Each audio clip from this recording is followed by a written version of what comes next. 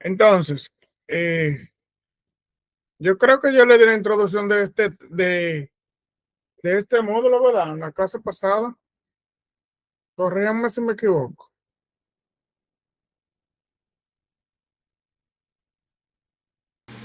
De módulo 2 no, profesor, del 1. Y no explicó el 1 completo. Ok, sí, pero de este yo no le di la introducción ni nada de eso, no le hablé. No. Bueno, entonces, miren, este módulo tiene 3 objetivos. Creo que a nosotros nos queda otra conferencia de este módulo. Hoy solamente vamos a trabajar un solo objetivo. Este módulo tiene un total de 60 horas. Déjame ver bien cuando termina, pero creo que terminamos como el 20, del 20 en adelante. Este y el último módulo son los más largos, que tienen 60 horas. De promoción de productos farmacéuticos. Entonces, no se distraigan, hagan sus actividades. Muchos han ido trabajando ya, yo les felicito. Los demás espero que se vayan, que no la dejen para última hora. Ustedes saben que después todo se complica cuando se da para última hora. Uno dice, no, es mucha hora, todavía falta mucho tiempo, pero hay que ir poniéndose a día. Mañana yo le voy a mandar el corte de lo que falta. Entonces, sí, terminamos el 27 de este mes. Este módulo termina el 27 de abril. Es decir, que todavía hay mucho tiempo. Hoy estamos a 15. Hoy estamos a 15, entonces hay mucho tiempo todavía, pero comiencen a trabajar. No sé, no, sin prisa, pero sin pausa, para que no le coge el tiempo tarde, porque cuando la plataforma cierra, entonces yo de una vez cierro. Entonces, miren, este módulo se llama Manejo de Productos Farmacéuticos de Venta Libre.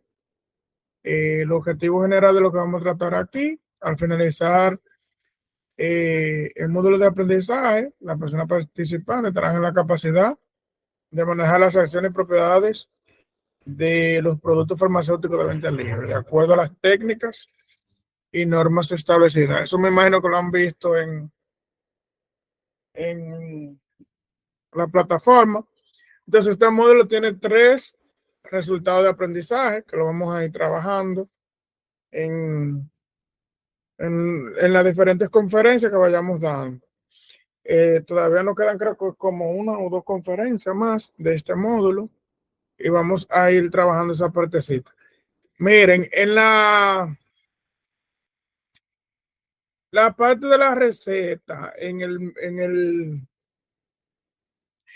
la evaluación final, traten de no hacerla, háganla después que yo explique esa partecita, que creo que en el tema siguiente, entonces, en la conferencia siguiente, yo le voy a explicar eso, para que tengan claro esos conceptos y vayan haciendo eso de manera, para que puedan realizarlo de la mejor manera posible. Aunque también en YouTube yo creo que en la página donde yo le mando los videos, creo que de cursos pasados, yo hago esas explicaciones, por si alguien quiere también hacerla, aprovecha, pero sería bueno que ustedes esperen a que tratemos ese tema para ir haciéndolo. Entonces, mañana yo le voy a mandar el corte por la plataforma de cómo va el progreso de ustedes en plataforma, cómo van las actividades, cómo van progresando con las actividades y eso. Entonces, miren, vamos de una vez, mano a la obra. Entonces, vamos a hablar de los medicamentos. Un medicamento, primero yo le voy a preguntar a ustedes, a ver si tienen algún conocimiento. ¿Quién me dice qué es un medicamento? ¿O qué entiende por medicamento? Alguien que me diga. Luis Miguel se motiva a decir. Gene. Rafaela, ¿verdad? Genevieve Rafaela. Sí, profe. Ah, se ve que yo me acuerdo. Usted tiene memoria, sí, profe. Un medicamento, profe, lo voy a decir con mis palabras. Exacto, con su palabra que yo quiero que lo Es, diga.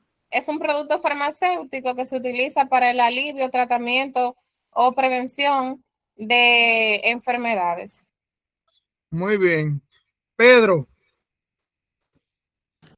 Saludos, buenas noches, profe. Yo buenas entiendo noches. que el medicamento es una sustancia que se elabora o se fabrica para prevenir, evitar o, digamos, curar algún tipo de enfermedad, patología que padezca cualquier paciente o cualquier persona.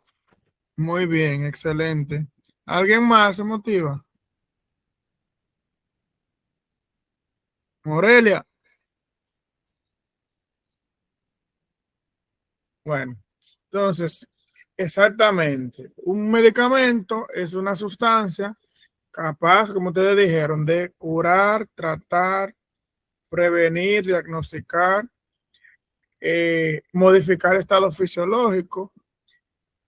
Entonces, eso es básicamente un medicamento, pero el medicamento tiene dos partes principales. Y hay una tercera que se le añade. La primera parte es el principio activo, que es la medicina en sí, ¿verdad? Y la segunda parte son sustancias denominadas excipientes. El excipiente es lo que le da sabor, le da color, le da consistencia al medicamento. Entonces son las dos partes básicas del medicamento. El principio activo es la medicina en sí. Entonces el excipiente es como un agregado que se le hace a la medicina. Pero también en ocasiones la medicina tiene, o el principio activo tiene lo que se llama coadyuvante. Que la función del coadyuvante es potenciar el principio activo. O sea, que el principio activo sea más efectivo, sea mejor. ¿De acuerdo? Entonces, los excipientes son toda sustancia que es diferente al principio activo. Entonces, el excipiente se utiliza para conseguir la forma farmacéutica deseada. Entonces, por la forma farmacéutica, entonces nosotros podemos conseguir las presentaciones de los medicamentos. Como aquí vemos, cápsulas, comprimidos, soluciones, etcétera. Entonces, la forma farmacéutica facilita la preparación, la conservación y la administración del medicamento. Eso vamos a ir viendo más adelante. Entonces, el excipiente, ¿verdad? El excipiente siempre debe de aparecer en el etiquetado. No se puede ampliar, no se puede ampliar esto. Pero ahí donde ustedes ven que dice lactosa y otros excipientes en la etiqueta, pues el excipiente debe de aparecer en el etiquetado. ¿Por qué debe de aparecer? Porque a veces hay personas que no pueden ser alérgicas, que no son alérgicas al principio activo, pero pueden ser alérgicas a algún excipiente que se le administra el medicamento. Entonces, por eso siempre debe aparecer el excipiente, porque incluso a veces hay gente que dice, yo soy alérgico a la penicilina, pero usted no sabe si en realidad usted es alérgico a la penicilina o a algún excipiente que se le coloque a la penicilina. Por eso es bueno uno cuando uno tiene algún tipo de alergia, ir donde un alergólogo para que le haga prueba con eso específico. Por ejemplo, si a la penicilina, que le tomen el mismo principio activo de la penicilina y se lo pongan y le hagan prueba con eso, ¿de acuerdo? Entonces también el excipiente debe aparecer en el prospecto, recordando que el prospecto es como el papelito que trae el medicamento dentro. O sea, un jarabe trae como una La literatura literatura, dentro. Diga. que se le conoce como literatura también. Exacto. Diga, Rafaela. Rafaela, que tiene la mano levantada. Bueno, Profe, a propósito de que usted menciona precisamente la lactosa, mi hijo es intolerante a la lactosa. Yo me preguntaba si dentro de los excipientes también está la lactosa porque Sí, él me ha hecho alergias, pero el desconocimiento hace que uno cometa errores. hay ¿Cómo tú?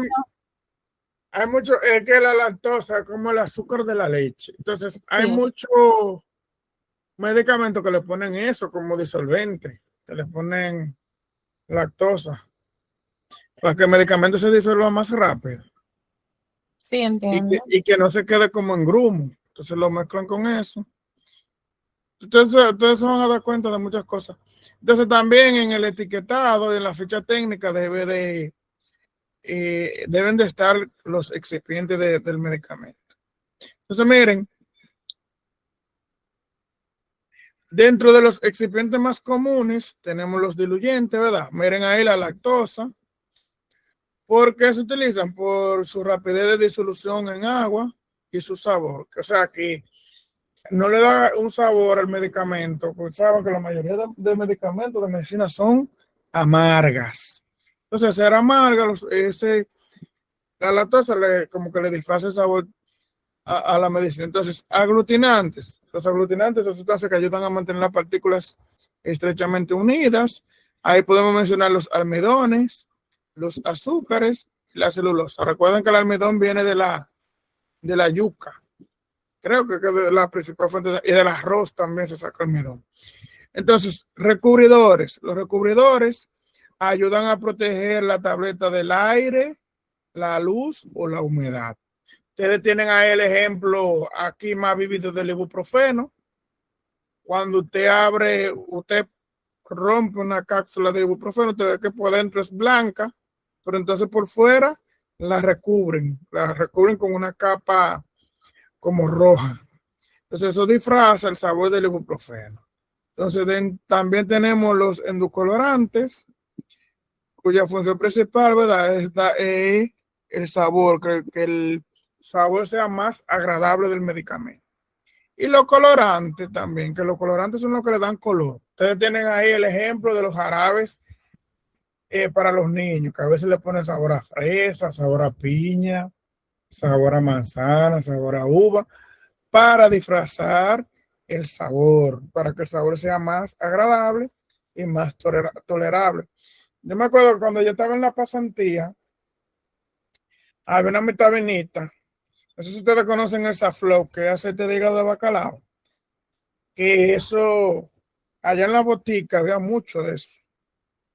Y los muchachos iban a cada rato allá a la policlínica donde mi, porque yo le indicara eso, el jarabe de pejecito, pues yo, por el saborcito, que tenía un sabor como a naranja. Le gustaba mucho el jarabe de, incluso cuando iban con la mamá decía, ¿dónde está el jarabe de pejecito? Porque tiene como una ballenita. Entonces ellos iban allá a eso, otra de jarabe de pejecito. Entonces, coadyuvante, mencionamos, ¿verdad? Que ayuda a ampliar la actividad del medicamento, ya sea modificándolo, agregando, ¿verdad? Alguna acción complementaria. Yo le puse el ejemplo del trimethoprim y el sulfametazol. El sulfametazol potencializa el trimethoprim y también le puse el ejemplo del Curán y de el Curán, que es amoxicilina con ácido clavulánico. Entonces el ácido clavulánico potencializa la amoxicilina. Me gusta este porque no se puede emplear. Bueno, seguimos. Entonces, vamos a hablar un poquito de la forma farmacéutica o galénica. La forma farmacéutica, como dice, la disposición individualizada en la que se adapta el principio activo y el excipiente. A ver que alguien quiera entrar. Entonces, dentro de los diferentes tipos de formas farmacéuticas, tenemos sólido, semisólido, líquido y gaseoso. Entonces, déjame ver. Creo que tengo una diapositiva por aquí.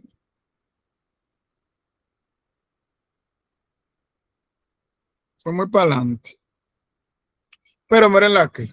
Muy bien. Sólida, líquida, semisólida y gaseosa. Esas son las principales formas farmacéuticas. Entonces, ¿Qué presentaciones nos da la forma farmacéutica sólida? Aquí vemos los polvos, los papeles, los sacáridos, granulados, las cápsulas. También tenemos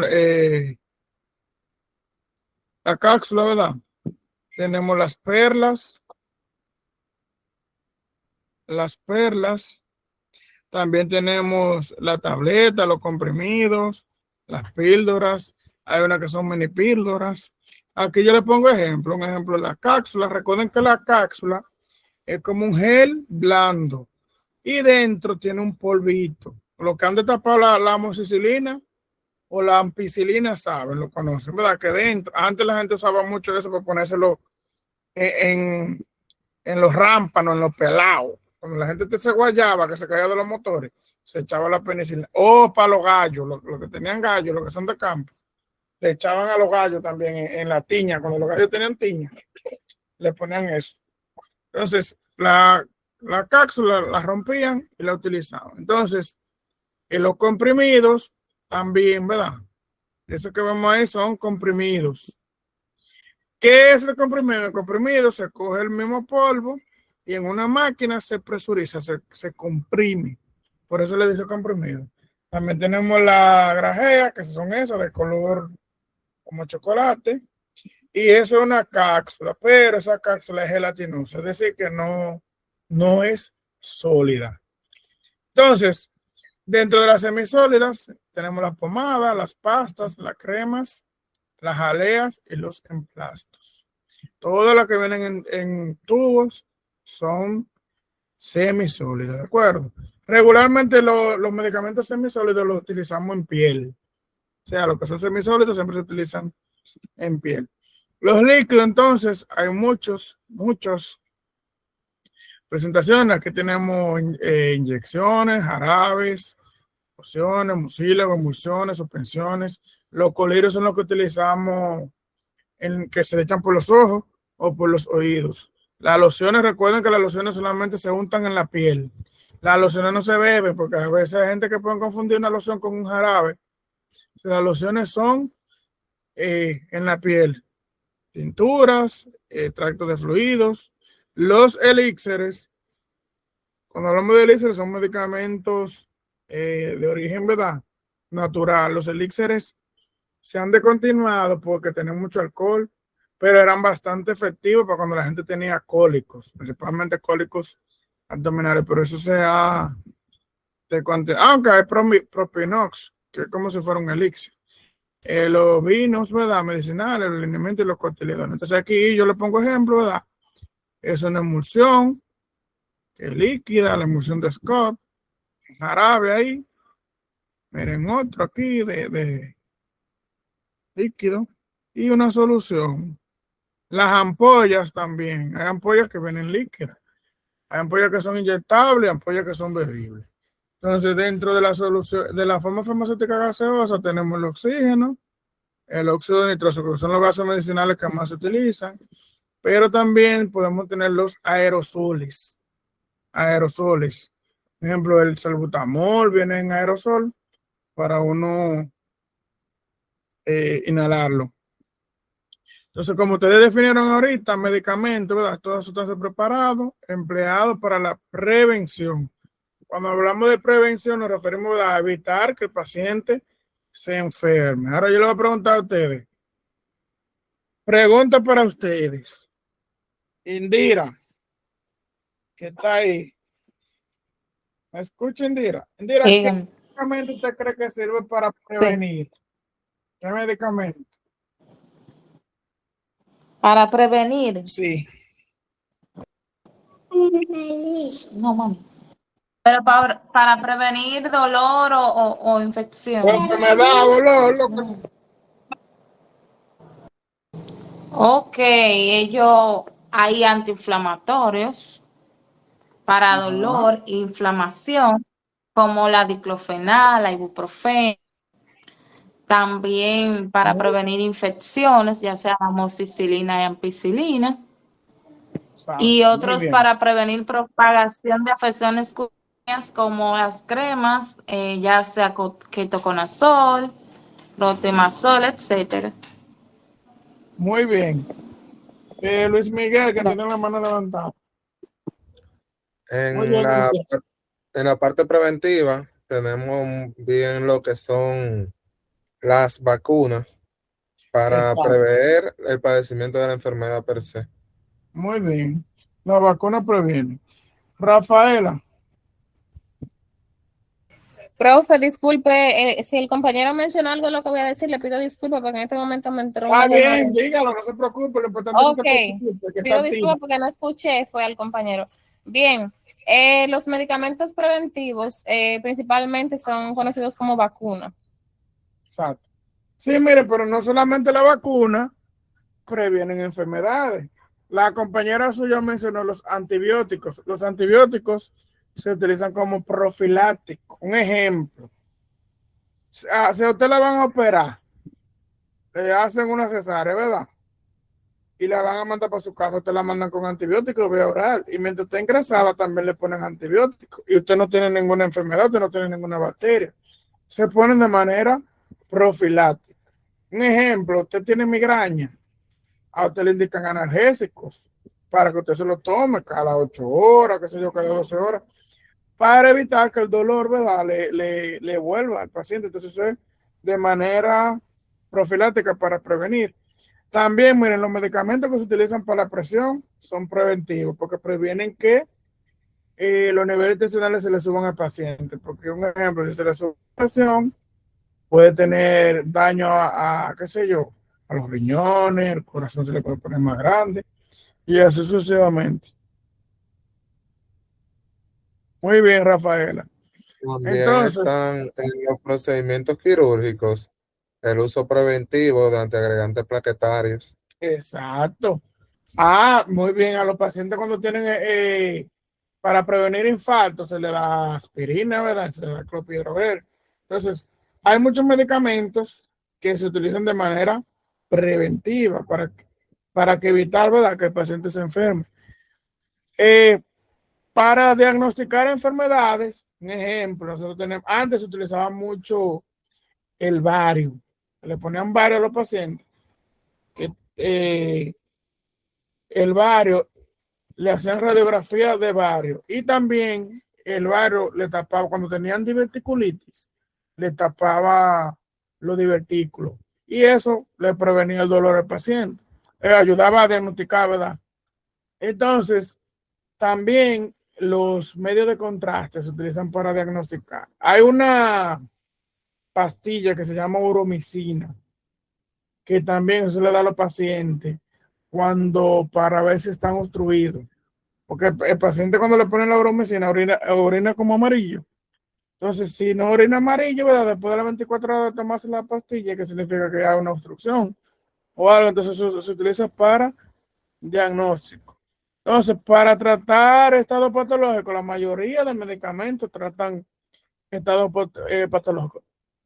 Y para modificar estado fisiológico, entonces, se pueden utilizar, un ejemplo, las hormonas. ¿De acuerdo? Las hormonas, un ejemplo, un niño que no crezca, se le puede dar hormona del crecimiento para que comience a crecer. ¿De acuerdo? Entonces, a la planificación familiar también. Muy bien, Luis Miguel. Entonces, miren, los medicamentos también. Nosotros tenemos medicamentos, ¿verdad?, que pueden ser genéricos. Entonces, el genérico es igual a un medicamento de marca, un nombre comercial. Entonces, un genérico, ¿verdad?, es como si fuera el mismo principio activo. Aquí vemos, yo le puse el ejemplo del ibuprofeno, ¿verdad? Entonces, genérico es un medicamento que es creado para ser igual a uno de marca ya comercializado. En cuanto a su dosis, como vemos ahí, seguridad, potencia, vía de administración y calidad. ¿De acuerdo? Entonces, el genérico viene siendo como el nombre que le ponen al medicamento cuando lo crean para vender. Entonces, los nombres comerciales son los nombres que le dan los laboratorios. Aquí vemos la diferencia entre un medicamento genérico y un nombre comercial. ¿En qué son iguales?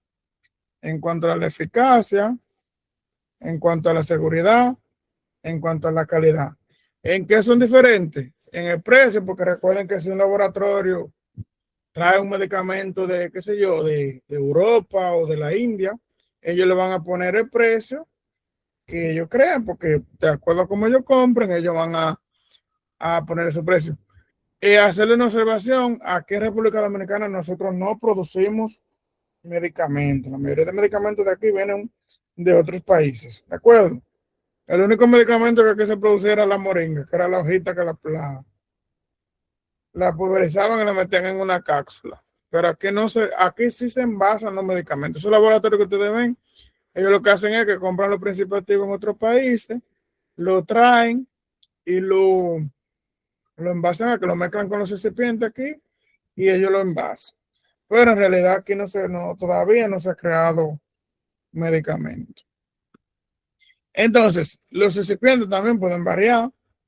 Un ejemplo, el acetaminofén qué sé yo, de LAN puede ser muy diferente al acetaminofén de SUE. Por decir algo, ¿verdad? Porque ellos le ponen recipientes diferentes. También la apariencia, cada laboratorio le da la apariencia que ellos creen a su medicamento. Y el laboratorio, porque cada laboratorio también le pone su nombre de su laboratorio. Entonces, vamos a avanzar. Los medicamentos derivan de fuentes biológicas. O sea, la mayoría de medicamentos derivan de fuentes biológicas. Y también derivan de fuentes químicas, es decir, que se hacen a partir de sustancias químicas o a partir de otros medicamentos. Entonces, de fuentes biológicas, podemos tener medicamentos de los seres humanos. No sé si ustedes sabían que la vacuna hay una vacuna que era un señor que producía esos genes para esa vacuna. Incluso el señor murió el otro día. Entonces, ese señor salvó muchísimas vidas. Si no recuerdo mal, era con respecto al receptor del RH negativo, con respecto al proceso La gamba de... globulina humana. Ajá. Sí, exacto. Entonces, él era que producía los genes. Pues, yo me imagino que ellos debieron qué sé yo, en un laboratorio elaborar esos genes o algo, porque de esos genes era que se tenía esa vacuna. Ya usted sabe toda la vida que salvó ese hombre en el mundo entero. Entonces, también lo tenemos de los animales. Un ejemplo, la insulina se obtiene del páncreas del cerdo, por si no lo sabían. Hay una insulina que es humana, pero el páncreas del cerdo es similar al del ser humano y de eso tiene la insulina. Recuerden que la insulina es una hormona. Entonces también de microorganismos, de levaduras, también se tienen medicamentos. De virus, recuerden que la mayoría de vacunas es el mismo virus atenuado que te lo pone. ¿A qué nos referimos a atenuado? Que ese virus tiene menor carga de virulencia. A eso nos referimos con eso. O sea que el sistema inmunológico de nosotros puede ponerse ese virus y creando una respuesta. Simplemente. Entonces, de genes, de sangre, ¿verdad? De tejidos, de anticuerpos, de toxinas. Un ejemplo de cuando yo mencioné ahorita de los animales, del caballo que se tiene la vacuna del tétano, también, la de Clostridium tetani.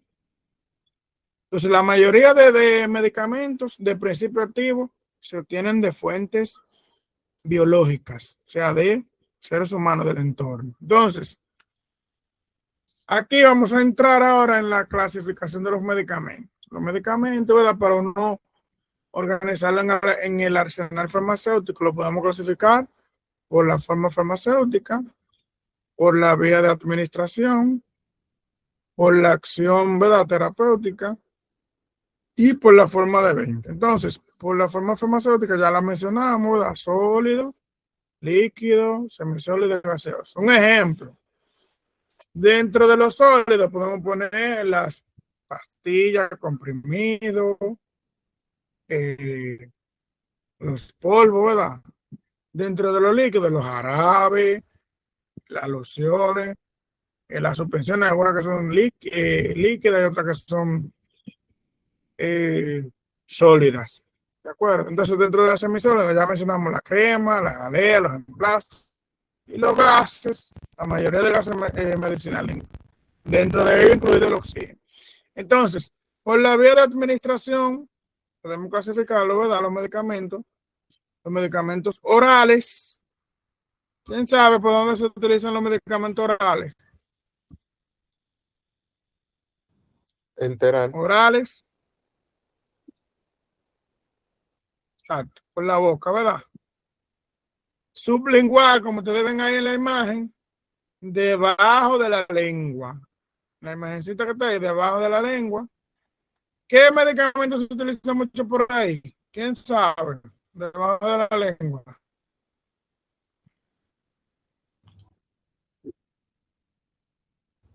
Los antihipertensivos. Ajá, los antihipertensivos. ¿Qué más, Rafaela? Eso era lo que me iba a referir para bajar la presión, profe. Es lo mismo. Sí. También a las mujeres cuando le van a hacer el grado, le ponen, ay Dios, la pastilla con la que se utiliza para hacerlo el grado. El misoprostol se lo ponen, bueno, yo tengo laxo mental. El misoprostol se lo ponen debajo de la lengua también. Se puede utilizar debajo de la lengua. ¿Por qué se utiliza esa vía? Porque hay mucha vascularidad, entonces el medicamento se absorbe más rápido ahí, ¿de acuerdo? Entonces, por eso se utiliza, había mucho vaso sanguíneo debajo de la lengua. Por eso, entonces, intramuscular. Intramuscular se puede utilizar, como ustedes ven en la imagen, ¿verdad? En un glúteo. Ahí ustedes ven que hacen una cruz imaginaria, ¿verdad? Con un algodoncito se puede hacer y se pone en el cuadrante superior externo. La inyección en un ángulo de 90 grados. Y se supone que la inyección debe de llegar, ¿verdad? El contenido debe llegar al músculo. ¿De acuerdo? También esa vía, la vía intramuscular, puede ser utilizada en el músculo deltoide, en el brazo, que ahí cada uno le pone la principal, las vacunas. Así mismo, en un ángulo de 90 grados. Y también a veces, cuando no se puede utilizar esa vía, le ponen el muslo. Ustedes ven que a los niños lo vacunan en el muslo. Lo vacunan. Ana, ponga en silencio, Ana.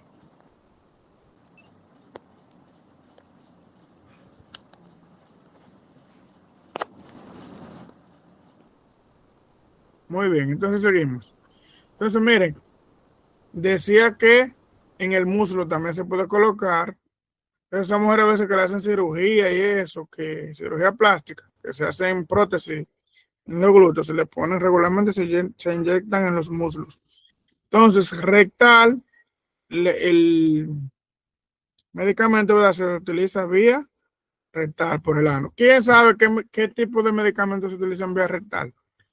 ¿Quién me dice? Rafaela, pero no me participa usted. Los supositorios, profe. Exacto. Indira, ¿qué decía? Indira. Exacto. Pedro. También se pueden utilizar los enemas, profesor. Exacto, muy bien. ¿Y Luis Miguel? Justamente iba con lo del compañero, los enemas. Los enemas. Miren, las pastillas también se pueden utilizar vía rectal, por si ustedes no lo sabían. Por la alta vascularización también, igual que la sublingual. Exacto. Ahí hay muchos vasos sanguíneos y también. Ahora, no se utiliza porque un poquito, sabe, meterle algo por el recto es incómodo. Esa vía se utiliza más en niños. Dígame, Rafaela. Profe, es una información nueva para mí. Entonces, ¿cualquier tipo de pastilla se puede poner vía rectal? No. Ah, ok. No. Pero si hay pastillas, un ejemplo, lo que mencionamos ahorita de misoprostol, cuando uno tiene una paciente que que no dilata, pues no le manda poner, le pone uno le manda a beberse dos, le pone uno debajo de la lengua, le pone una vía vaginal y le pone una vía rectal. ¿De acuerdo? También miren, dígame Luis Miguel. Con la duda de la compañera, también hay que tener en cuenta el tipo de presentación, porque en la Exacto. parte de los excipientes, hay excipientes que reaccionan con ciertas temperaturas o en ciertos medios, como es el medio ácido del estómago. Entonces, si Exacto. lo colocan directamente en recto, por más que le den tiempo ahí para que se disuelva ese medicamento, esa pastilla, al final en la recubierta, el excipiente no va a permitir realmente que se termine de degradar la cubierta externa protectora y sea absorbida. O sea, al final lo que le va a estar haciendo un placebo. O también puede ser muy irritante para el paciente. El medicamento Sobre todo irritante y traumático. sí. Miren, yo le voy a contar una experiencia que yo tuve. Una vez, yo iba saliendo del hospital donde yo trabajo. Yo era residente, médico residente. Y me acuerdo yo que había una joven con un niño, lo tenía en los brazos. Y el niño convulsionando, porque saben que a veces hay madres que no saben detectar eso. El niño ausente, con mirada en sol poniente. La mirada en sol poniente es cuando el niño, como dice la gente, que vieran los ojos y que se quedaba fijo mirando para un solo lado. Entonces, al niño yo me acuerdo que a la mamá le hubiesen mandado de la emergencia, que tenía fiebre alta y eso. Era un niño como de 3 meses y pico, fiebre alta. Y usted sabe que las madres a veces se descuidan, y más madres jóvenes, adolescentes. Entonces, yo agarré, cuando yo la vi con el niño ahí, convulsionando, y ella atento a un teléfono, le quité muchacho y me mandé corriendo por la emergencia. Entonces, hacer un niño así, de tan poca edad, para canalizarlo era un poquito incómodo. Entonces, la enfermera que estaba ahí, lo que hizo fue que agarró un Levin. Saben que los Levin son los que le ponen a los niños cuando lo van a aspirar, cuando nacen. Entonces le puso un Levincito, vía rectal, y le puso diazepam. Y de una vez el niño, en menos de un minuto comenzaron las convulsiones a ceder, porque, como mencionamos, esa vía es una vía muy vascularizada, ¿de acuerdo? Y el medicamento tiende a absorberse rapidísimo. También tengo la experiencia de una persona que era alcohólica y ella no bebía, pero entonces se ponía el ron, se lo ponía por atrás, por el lado. Ya ustedes saben, pero el alcohol le salía por la boca. Y la gente decía, ¿por cómo si tú no ves a fulana bebiendo? Cada vez que lleva al baño, se ponía el cosa y de una vez se daba su humo de una vez. Entonces, para que ustedes vean lo importante que es esa vía. También vía rectal, se utilizan mucho los supositorios de glicerina cuando los niños están constipados, estreñidos. ¿De acuerdo?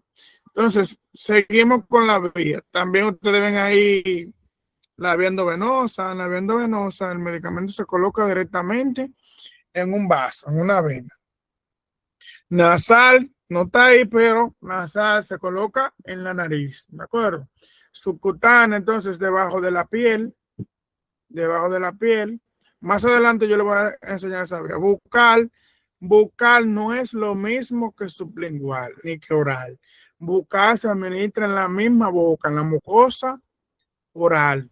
Un ejemplo, los odontólogos utilizan mucho esta vía porque es en la misma mucosa oral. Entonces, tópica, como ustedes ven en el niño, se le aplica el medicamento, ¿verdad? Directamente en la pirraquídea, es en la columna vertebral. Un ejemplo, las anestesias regionales se aplican de manera raquídea. Los pacientes cuando van a clínica del dolor, que tienen cáncer y eso, se utiliza mucho esta vía.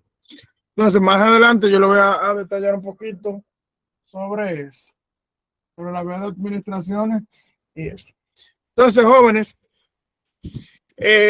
aquí vemos, ¿verdad? La clasificación de los medicamentos, eso ustedes lo hicieron. Creo que yo le puse hay una partecita donde yo le pongo que me pongan ejemplos de los diferentes tipos de medicamentos, ¿verdad? Por ejemplo, los antiinflamatorios. Ahí tenemos el diclofenac, el ibuprofeno, ¿verdad? Antihipertensivo, los sartán, caldesertán. Entonces, así clasificamos, ¿verdad?, los medicamentos. Son grandes las clasificaciones. Cada clasificación tiene diferentes familias de medicamentos. Entonces, por la forma de venta, clasificamos los medicamentos, los que se venden sin receta, que casi son, un ejemplo, los antigripales no lo venden sin receta, las vitaminas, exacto, las acetaminofén se puede vender sin receta, pero con receta, medicamentos para la presión, ¿verdad? Porque ya ustedes saben, hipoglicemiante, algunos medicamentos que son controlados también se venden con receta. Entonces, la mayoría de medicamentos se deben de vender con una receta. Aquí le gusta mucho a la gente la pildorita, ¿cómo que le dicen? Citrato de sildenafil, se lo venden discriminadamente, pero en realidad eso debería de venderse sin receta, con receta. Debería de venderse con la receta. Que sea un urólogo que le indique eso. Un ejemplo, que tiene hipotencia sexual, ¿verdad? Y se lo puede comprar, porque ya, ¿verdad? Está demostrado, pero saben que mucha juventud utiliza ese tipo de medicamentos que al final no les son beneficiosos. Entonces, con receta controlada, los medicamentos que se venden con receta controlada son los medicamentos, un ejemplo de los estupefacientes, los medicamentos psiquiátricos, para pacientes psiquiátricos. Eso es tan estricto el control de eso que se venden una receta de la DNCD, que tiene una numeración de la DNCD, y no todos los médicos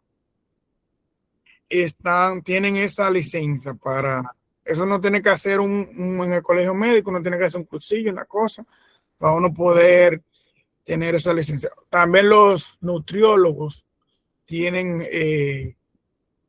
dan medicamentos de eso controlado, indican medicamentos de eso controlado, porque ustedes saben que para la ansiedad se utilizan mucho de esos medicamentos. Dígame, Rafaela. Profe, yo recuerdo que un tío mío tenía cáncer terminal y a él le indicaban lo que no recuerdo cómo se llama, un medicamento porque ya nada le quitaba el dolor, pero había que ir Morfina, a la seguro. PCB. ¿Cómo? Morfina, seguro. Exactamente, sí. Sí. Eso ya ustedes saben que eso lo último los muñequitos, eso es todo un viaje porque eso es, tú andas aéreo. Entonces, con receta retenida, un ejemplo, los seguros médicos utilizan mucho esta metodología. Usted va a una farmacia a comprar, entonces ellos se quedan con la receta original y le dan una copia a usted, porque eso es como un método, ¿verdad?, de ellos verificar que en realidad a usted se le indicó ese tratamiento. Y con receta cheque, esos son los programas especiales, por ejemplo, los programas de alto costo, utilizan este tipo de receta. También Entonces, se incluyen ahí la parte de las ARS con los programas de crónicos. exactamente. Entonces, miren, ya, ¿qué hemos aprendido hoy? Díganme, ¿qué aprendieron hoy conmigo?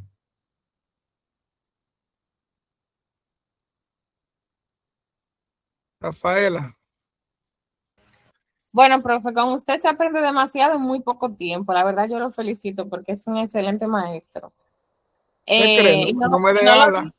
No, mire, yo creo que mis compañeros seguro que van a levantar un dedito si están de acuerdo. La verdad, que una eminencia. Yo le dije a mi esposo, pero me encanta esta clase. Yo le voy a preguntar al profe, ¿qué más da para yo coger todos los cursos con usted que usted ve? Me encanta la clase. Bueno, ya aprendí muchas cosas. Bueno, hasta mi esposo está como oyente en esta clase, profe. Aprendí. Póngalo ahí, sí, así mismo. Claro, que vamos a aprender todo el mundo. Y que haga el curso también. Sí, se va a inscribir cuando se vuelva a ofrecer con usted, profe, porque ya te da. Entonces, aprendimos acerca de lo que es un medicamento, que recordemos que un medicamento es una sustancia farmacéutica que se utiliza para prevenir, para aliviar, para curar cualquier tipo de enfermedad, tanto animal como humana, porque también para los animales se utiliza. También aprendimos lo que son la composición de los medicamentos, que dentro de ellas Dentro de su clasificación está las formas farmacéuticas, que está la sólida, la semisólida, la líquida y la gaseosa. Dentro de esta clasificación también encontramos las pastillas, las cápsulas, los jarabes, los gel, las cremas, y también la forma de administración de estos mismos medicamentos, como son tópica, subcutánea, sublingual, oral, rectal, entre otros. Y también, bueno, fueron muchas cosas que aprendimos, pero también aprendimos acerca de los medicamentos con receta, sin receta, con receta controlada, con receta cheque, y yo sé que los compañeros van a hablar mucho más. Muy bien, excelente, Rafaela. Pedro, dígame algo. Saludos, profe. Yo tengo una pregunta con el tema de los recipientes. ¿Qué sucede? Yo trabajé un tiempo, trabajo dentro del área farmacéutica en un laboratorio químico y yo elaboro medicamentos. Yo tenía entendido que los recipientes funcionaban como si fueran como un tipo de conservante para el medicamento. Entonces, me interesaría saber si realmente es así o como usted indicó en el documento que nosotros estuvimos realizando. Sí, miren, muchos excipientes, porque un ejemplo, las pastillas, una pastilla te puede durar hasta 6 años. Ustedes ven que siempre la fecha de vencimiento de los medicamentos sólidos son extendidas, porque los recipientes también ayudan a conservar. Por ejemplo, cuando yo mencioné de lo aglutinante, se pone almidón y eso es para que las pastillas no se degraden, no se desintegren. Cuando la pastilla se ponga se saca del blister, ¿verdad? Y se ponga en el medio ambiente, que no se desintegre. Entonces, muchos de esos excipientes sirven como, aparte de darle sabor, de darle consistencia, también ayudan a que el medicamento se pueda conservar. ¿De acuerdo? Muy buena la pregunta, Pedro. Ok, profe, gracias por la duda. Sí. Luis Miguel. No, aportando también, aparte de lo que el compañero externaba, con relación a los excipientes, que son esa parte como que pasan muy desapercibida con respecto a muchos procesos. Como bien el profesor destacó, se pueden incluir muchos subtipos de excipientes, tanto edulcorantes, colorantes, para mantener la capa, la recubierta y todo. Entonces, cuando hablamos ya entonces de alergia, muy probablemente quizás no sea solo al medicamento, sino a esos excipientes, y es de gran importancia conocer esa parte, porque empezamos de una vez a sospechar del medicamento y ahorita es algo propio quizás de la casa farmacéutica que elabora su excipiente con esa recubierta en específico, y entonces nosotros estamos haciendo alergia a todos los medicamentos erróneamente pensando que son así, y en verdad serían al recipiente. O cuando uno va al médico y le dice, yo hice alergia a una vez al diclofenac, tenía la vida entera poniéndome, pero hubo un día que me lo tomé, me dio una alergia del DH y me tuvieron que ingresar. Entonces es muy importante esa parte, y gracias por eso, por haberla destacado y desglosado también. Muy bien. Sí. Eso es muy, muy importante. Más ustedes que aman a hacer, ¿verdad? Que quizás algún día tengan una farmacia trabajando de cara a clientes. Entonces, por eso, o a pacientes. Entonces, por eso es importante, porque a veces te puede llegar un paciente que te diga, mira, pero yo tomo diclofenac de tal laboratorio y me causó alergia. Entonces, eso puede haber sido algún excipiente de ese que utiliza ese laboratorio que le haya dado alergia a ese paciente. Entonces, Rafaela. Gracias al compañero por ese excelente comentario, que aprendí bastante también de lo que el compañero compartía. Me surge una pregunta entonces a raíz de esta última información. Siempre hemos escuchado que los medicamentos realmente no se vencen, y también aquí aprendimos que ciertamente el principio activo nunca se vence, pero después que un medicamento tiene fecha de vencimiento, por ejemplo, se vence el 30 de mayo, ¿qué tiempo de verdad de vida útil le queda a ese medicamento? Ese es un mito que Mire, en realidad, escuchar. en realidad los medicamentos, antes de la fecha que se le pone es 3 meses antes de la fecha de caducidad. O sea, si vence hoy, tiene 3 meses más. Pero ustedes saben que a veces qué sé yo, pues eso se hace como medida de seguridad, porque a veces hay gente que se han tomado pastillas vencidas y no le causa, no le hace ningún tipo de efecto. Entonces, es como medida de seguridad que eso se toma. Diga Luis Miguel y después con Pedro y después con Indira, que Indira tenía la mano levantada. La pregunta que hizo la compañera realmente es muy de mucho rejuego hoy en día, de algo que le podríamos decir como tabú.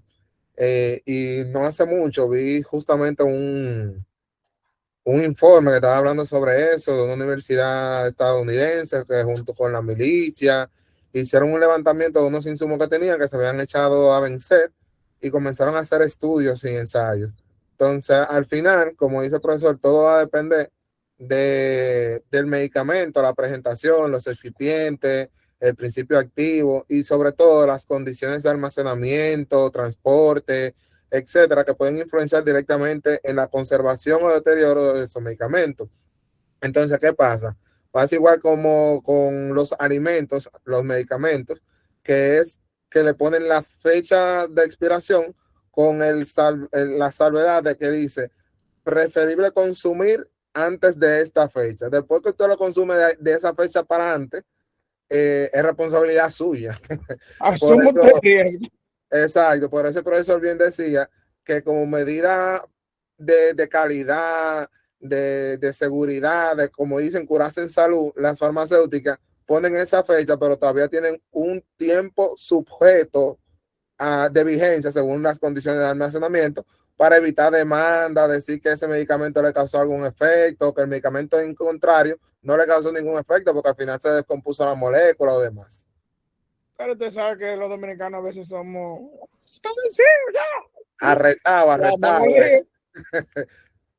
Pedro. Sí, con el mismo tema, profe, que de la decomposición y los tres meses que se regula. Hay mucho, ¿cómo se dice? Hay muchas componentes que pueden determinar por qué se decompone y cuáles no, porque dentro del área donde yo trabajo, los bioanalistas han determinado que hay productos que el principio activo, aún pasados los 3 meses, sigue funcionando. No se recomienda porque usted sabe por ley, eso se debe de retirar del mercado, porque de cierta manera el laboratorio da un seguimiento en la farmacia y retira los medicamentos cuando están próximos a vencer. ¿Qué sucede? También hay un factor que es el que más influye, que es el que yo me he escuchado dentro del laboratorio, que es lo que usted dice de la materia prima, que es de la India, pero hay una que también es coreana, que viene de Corea. Hay una materia prima que por el tipo de costo es más económica, pero el tiempo útil no es el mismo. ¿Cómo le explico? Eso se va como componiendo con otro tipo de excipiente y de principio activo para conservarlo, pero no es lo mismo que una materia prima que venga más pura, que es que usted dice de la India. Sí, no, eso sí. Eso depende mucho de la materia prima, pero en muchos casos, sí, el principio activo puede estar vigente, que no, pero entonces los recipientes entonces comienzan a ese daño. Y yo creo que era lo que mencionaba, la conservación del medicamento. Si el medicamento no ha sido bien conservado, hasta antes de la fecha de vencimiento puede dañarse, puede degradarse. Entonces eso es importantísimo también, que eso lo vamos a ver más adelante, lo de la conservación del medicamento. Indira, ya para finalizar. Miren, muy buenos aportes los de ustedes, me encanta. Indira, ¿se durmió? No. Sí. Yo le iba a decir en base a eso de la automedicación, que hay personas que no saben qué consumir, porque por ejemplo, van a la farmacia, yo necesito un antibiótico para tal y tal infección, el mejor que tú tengas, y cuando usted se lo busca, le dicen, no, dame un algo mejor, ok, porque el algo es un antigripal, no va con lo que tú me estás diciendo. Entonces, en eso también hay que tomar mucha cuenta a la hora de, cuando uno va buscando una referencia, llevarse de lo que le están refiriendo y no uno decidir por sí mismo. Sí, mire, pero recuerden que nosotros como farmacéuticos no podemos indicar nada. Es lo primero, porque a veces vemos farmacéuticos que nos creamos médicos. Por la experiencia y el tiempo que uno tiene en eso y los conocimientos que uno va adquiriendo, porque a veces va una... pregunta, diga así, antes de, lo primero que pregunta es si es alérgico a alguna sustancia. En caso de que sea alérgico, se le recomienda ir con su médico y no se le despacha. No, pero miren, lo que pasa es que eso de medicar a gente, eso es complicado. Y más si usted no es médico. Sí. Usted le puede sugerir, sí. Si tiene gripe, mira, yo te voy a dar antigripal, que es muy bueno, pero no se acostumbren, que fulano viene con tal cosa, déjame indicarle esto. No, porque usted no es médico para estar indicando. Y eso de la automedicación, eso es muy frecuente en los pacientes que se automedican, que ellos mismos van. Entonces, los antibióticos no se pueden utilizar así de manera indiscriminada porque los antibióticos causan lo que se llama resistencia. Entonces toma mucha ampicilina. Sí. Va a llegar un momento que usted va a tener una infección bacteriana y la penicilina no le va a hacer nada. La ampicilina no le va a hacer nada, perdón. Entonces, eso es muy... Sí.